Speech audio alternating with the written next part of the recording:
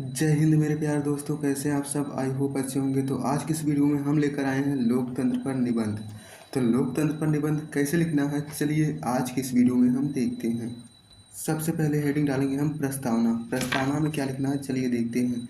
लिखेंगे मानव सभ्यता के विकास के साथ साथ शासन की अनेक व्यवस्थाएं अस्तित्व में आई। कभी राजतंत्र, कभी तानाशाही और कभी सामंतशाही पद्धतियों का दौर रहा, परंतु इन सब के बीच वह व्यवस्था सर्वश्रेष्ठ मानी गई जिसमें जनता को अपनी भागीदारी और अधिकार प्राप्त हो। यही व्यवस्था लोकतंत्र कहलाती है। आगे लिखेंगे लोकतंत्र मात्र एक शासन पद्धति नहीं बल्कि जीवन जीने का एक तरीका है जिसमें स्वतंत्रता, समानता, न्याय और भ्रातृत्व जैसे आदर्श निहित होते हैं। इतना लिखना है प्रस्तावना में। फिर आगे हम हेडिंग डालेंगे लोकतंत्र की परिभाषा और स्वरूप। इसमें लिखेंगे लोक का अर्थ है जनता और तंत्र का अर्थ है शासन प्रणाली। इस प्रकार लोकतंत्र का सीधा अर्थ है जनता का शासन। अब्राहम लिंकन ने लोकतंत्र को परिभाषित करते हुए कहा था, क्या कहा था? Democracy is the government of people, by the people and for the people. अर्थात जनता द्वारा और जनता के लिए बनाई गई सरकार ही लोकतंत्र कहलाती है। इसमें जनता ही सर्वोच्च मानी जाती है और वही अपने प्रतिनिधियों के माध्यम से शासन करती है। फिर आगे हम हेडिंग डालेंगे लोकतंत्र की मुख्य विशेषताएं। इसमें लिखेंगे नंबर 1 जनसत्ता सर्वोपरि। इसमें लिखेंगे लोकतंत्र में सत्ता का स्रोत जनता होती है।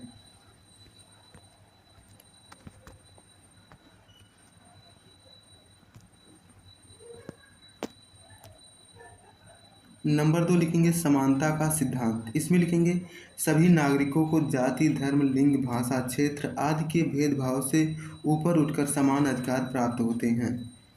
नंबर 3 लिखेंगे नियमित चुनाव। इसमें लिखेंगे लोकतंत्र में समय समय पर चुनाव होते हैं जिससे जनता अपने प्रतिनिधियों का चयन कर सके।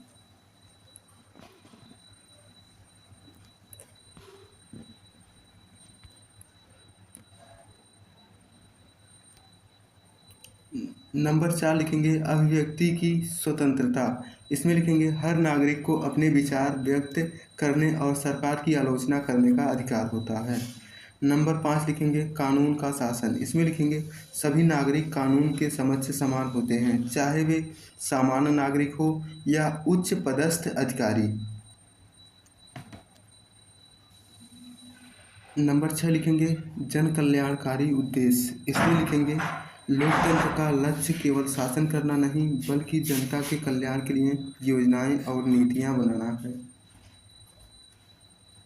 इतना लिखना है लोकतंत्र की मुख्य विशेषताओं में। फिर आगे हम हेडिंग डालेंगे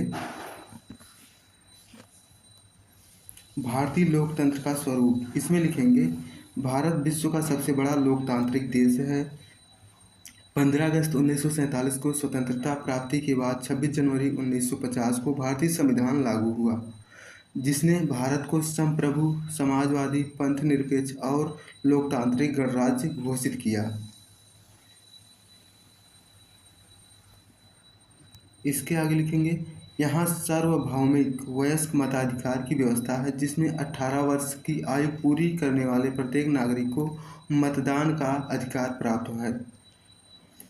उसके आगे लिखेंगे भारत का लोकतंत्र संघीय स्वरूप है जिसमें केंद्र और राज्यों के बीच शक्तियों का विभाजन किया गया है।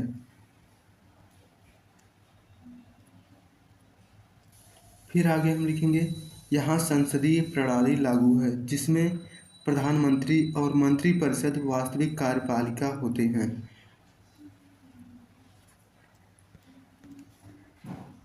इतना लिखना है भारत के लोकतंत्र के स्वरूप में।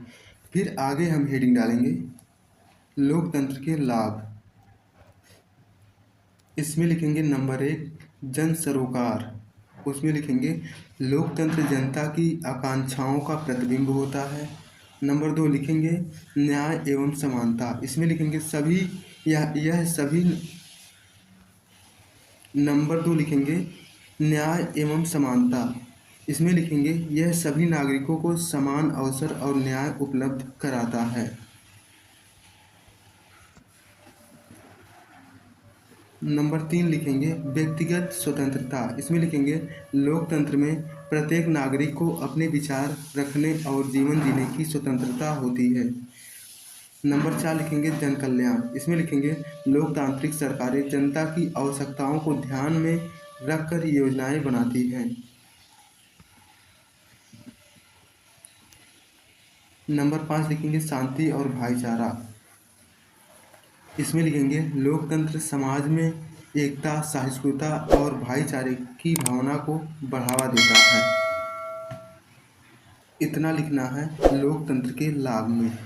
आगे हम हेडिंग डालेंगे लोकतंत्र की चुनौतियां। इसमें लिखेंगे यद्यपि लोकतंत्र आदर्श शासन प्रणाली है, किंतु इसे कई चुनौतियों का सामना करना पड़ता है। नंबर 1 भ्रष्टाचार। इसमें लिखेंगे यह लोकतंत्र की जड़ों को खोखला करता है और जनता का विश्वास कम करता है।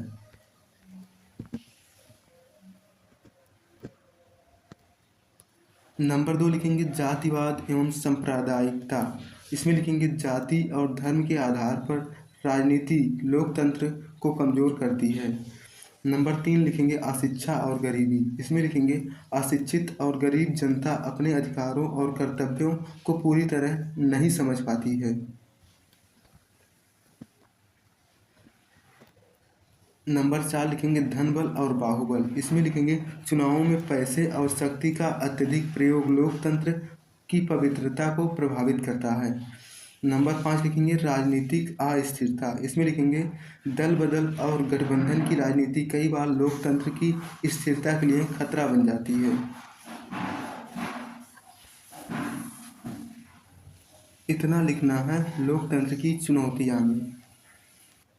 इसके आगे हम हेडिंग डालेंगे लोकतंत्र को सुदृढ़ बनाने के उपाय। उसमें लिखेंगे नंबर 1 शिक्षा का प्रसार। शिक्षा के प्रसार में लिखेंगे हर नागरिक को शिक्षित करना आवश्यक है ताकि वह जागरूक होकर अपने अधिकारों का प्रयोग कर सके। नंबर 2 लिखेंगे भ्रष्टाचार पर नियंत्रण। इसमें लिखेंगे पारदर्शिता और उत्तरदायित्व तो बढ़ाकर भ्रष्टाचार को रोका जा सकता है। नंबर 3 लिखेंगे चुनाव सुधार। इसमें लिखेंगे धन बल और बाहुबल के दुरुपयोग को रोकने के लिए कड़े कदम उठाने होंगे।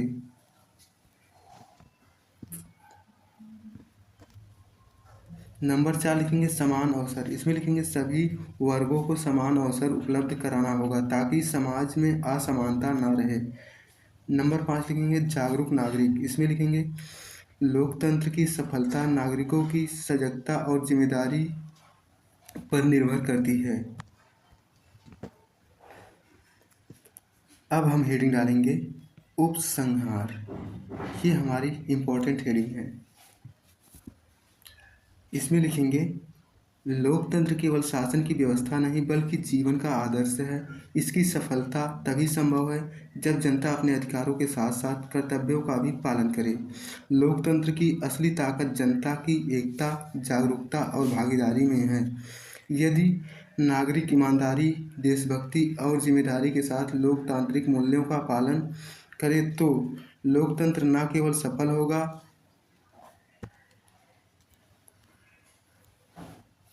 बल्कि राष्ट्र को प्रगति और समृद्धि के मार्ग पर ले जाएगा।